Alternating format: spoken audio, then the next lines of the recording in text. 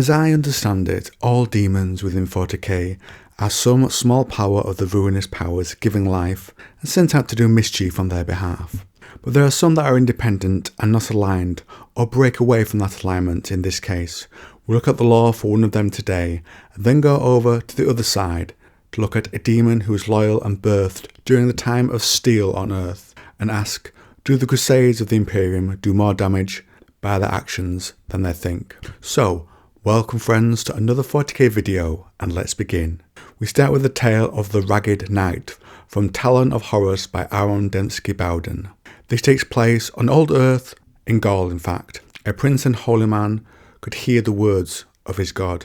With his purity he names himself innocent and takes his followers to war, a crusade to cleanse, not the stars, but the planet, of an heretical sect known as Cartha. He demands they be burdened for their sins against this imaginary god. But these holy warriors, these knights, to them the virtues of nobility and honour matter above all. The people of the empire look to them for justice, but their lord declares their actions to be sacred deeds, done in the name of the god they believe to be real. Siegecraft is used, and once the city's walls are brought down, Albigensia, the fortress of the Cartha heretics, falls at dawn. The sword-bearing knights lead their holy warriors into the city, and with all their sins forgiven, even before they are committed, the crusaders show no mercy. The heretics numbered no more than a few hundred, yet the whole city burns, men, women, children, all butchered on the knights' blessed blades. But what of the blameless masses? Kill them all.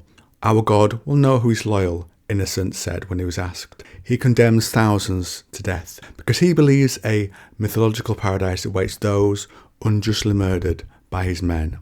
And thus the city burns. Like every emotion and deed, this slaughter is reflected in the sea of souls. The hate, the fear, the rage and bitter sense of betrayal, all of it curdles behind the veil. Few things feed the warp as sweetly as war, and few wars hold the same rancid symbolism as those declared by the strong against the weak they are sworn to protect. Such slaughter gives birth to demons within the Imperium. Countless mewling terrors born from individual moments of suffering and bloodlust.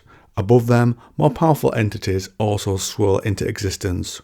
One born from a blaze, deliberately started, that claims a dozen lives at once. Another arising from a mother's abject horror at seeing her children spitted upon the lances of those she'd believed to be her noble and holy protectors.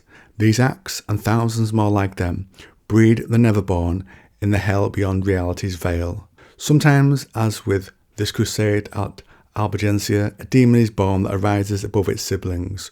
One that encapsulates all the miserable complexity, cruelty and blood-soaked shame of the genocide. Imagine that creature born of this sublime betrayal.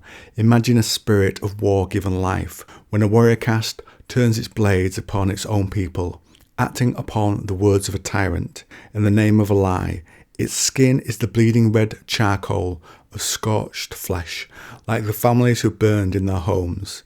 Its armour is a fire-blackened mockery of the mailed knights, whose treachery gave it birth. It carries a sword, just as those butchering knights carried swords, though its blade is graven with runic curses, heralding the war god's glory. The crimson and orange light that burns behind its eyes is the fire that lit the horizon as the doomed city blazed.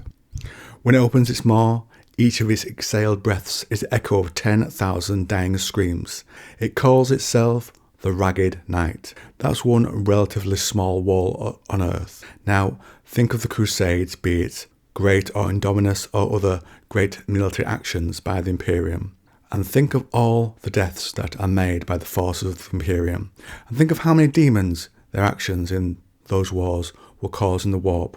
It's an interesting idea that just occurred to me whilst I was reading the lore, and I kind of like it, since reality is linked with the warp, and that those who fight chaos might also be adding to the numbers of what it fights later, and making their fight harder in some ways. And this refers to a real-world crusade called the Albigensian Crusade, which was when the Pope at the time wanted a crusade.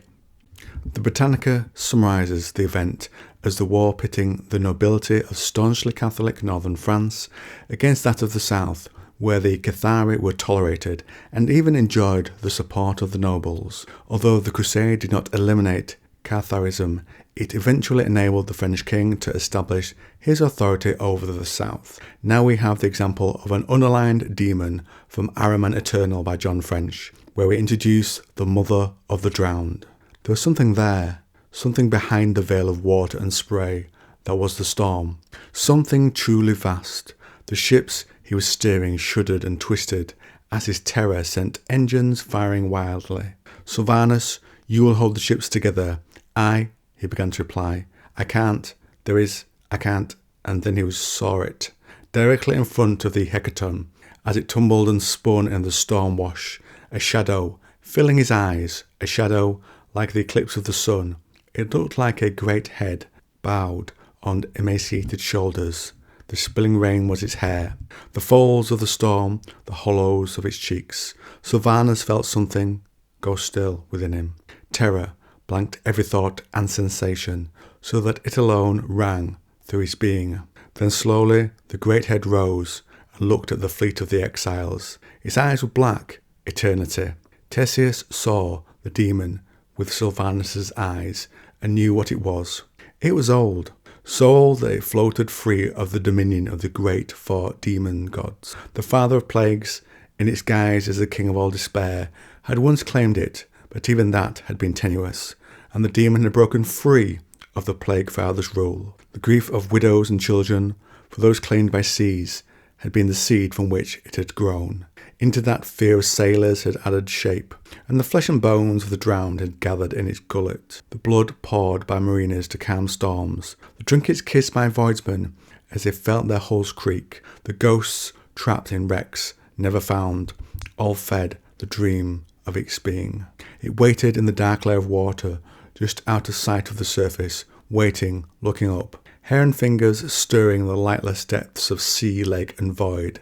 It had uncounted names, the angel of deep water, the mother of the drowned, the lightless hunger. Theseus had heard of it, but had never seen it.